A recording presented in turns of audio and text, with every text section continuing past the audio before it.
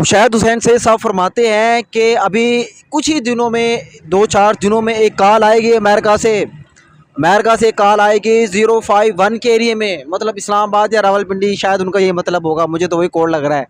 तो कहता वहाँ कॉल आएगी कि खान साहब को रिलीफ दिया जाए। तो जनाब ये दावा है मुशाहिद हुसैन सैयद साहब का, और इस दावे पे कायम है।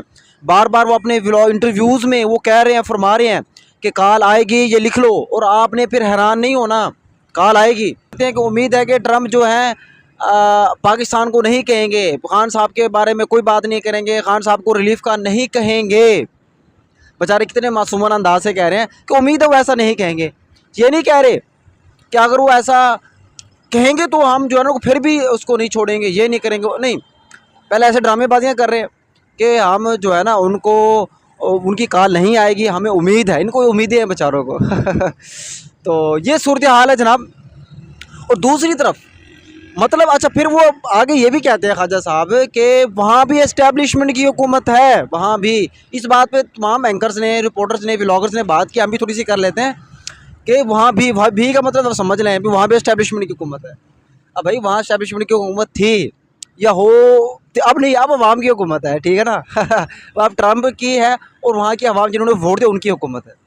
वहाँ ऐसा नहीं है, वहाँ सबसे स्ट्रॉन्ग जो मजबूत वो अवाम है, वहाँ एस्टेब्लिशमेंट नहीं है।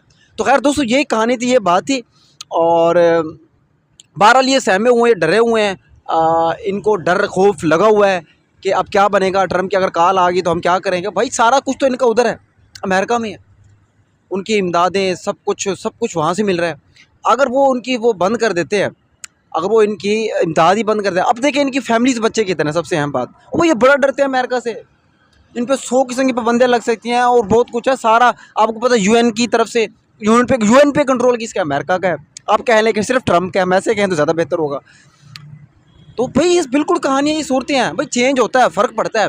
आपको पता बाइडन की और जरदारी की, या जरदारी के बेटे की, जरदारी की बड़ी यारी थी बाइडन के साथ। वो कहता है हमारा बड़ा करीबी ताल्लुक है, बहुत ही करीब दोस्ताना माहौल है। तो देख ले उनके साथ, उनके होते हुए क्या हुआ। तो खैर ये सूरत हाल थी, ये बातें थी। इसके अलावा दोस्तों अब मैं भी कह रहा हूँ कि फ़र्क पड़ेगा, मैं पहले दिन से ही कह रहा हूँ कि फ़र्क पड़ेगा। फ़र्क तो पड़ता है क्योंकि हम गुलाम हैं, अमेरिका के गुलाम हैं। और फिर आपको पता वहाँ ओवरसीज़ जो पाकिस्तानी अमेरिका के, उन्होंने जो खान साहब को और ट्रम्प को जो वोट दिया है, तो वो अहमियत तो नहीं है, वो लॉबी अहमियत नहीं है। इसके अलावा अगर वो ओवरसीज़ ना भी हों, सोशल मीडिया का दौर है भाई, एक ग्लोबल विलेज बन चुका है। पाकिस्तान में जो कुछ हो रहा है वो अमेरिका वाले देख रहे हैं, सारी दुनिया देख रही है, सबको पता है। अब ये नहीं हो सकता कि कोई बंदा ये कहे कि हमें तो पता ही नहीं है, सारी दुनिया को पता है, बच्चों को पता है अमेरिका में क्या हो रहा है, हमें भी पता है। जहाँ जो हो रहा है अमेरिका को पता नहीं होगा है। यहाँ अगर कोई टेररिस्ट फिर रहा हो किसी इलाके में, फ़ौरन वहाँ ड्रोन पहुँच जाता है। क्या उनको इतने बड़े लीडर का नहीं पता उसके साथ क्या हो रहा है, सब कुछ पता है। तो भाई ये गेम चलनी है, होनी है। अब देखते हैं क्या होता है, कॉल आती है नहीं आती। कॉल आए ना आए, खान साहब ने क्या कहा है कि मैं सिर्फ इसी पाकिस्तानी अदालतों के थ्रू, इसी पाकिस्तानी कानून के थ्रू ही बाहर निकलूँगा, इसी पाकिस्तान से ही निकलूँगा। मुझे कोई अमेरिका वगैरह से किसी से उन्होंने कोई ऐसी उम्मीद का इजहार नहीं किया, बल्कि शायद वो इसकी तरफ बिल्कुल भी नहीं जाएंगे। सिर्फ खान साहब ने ये कि आप न्यूट्रल रहें और जमहूरियत का साथ दें, बस। तो दोस्तों यही कहानी थी, ये बात थी उनकी। और तो खैर दोस्तों इसके ऊपर आप दोस्तों की क्या राय है, कमेंट सेक्शन में ज़रूर बताइएगा। बहुत बहुत शुक्रिया, अल्लाह हाफ़िज़।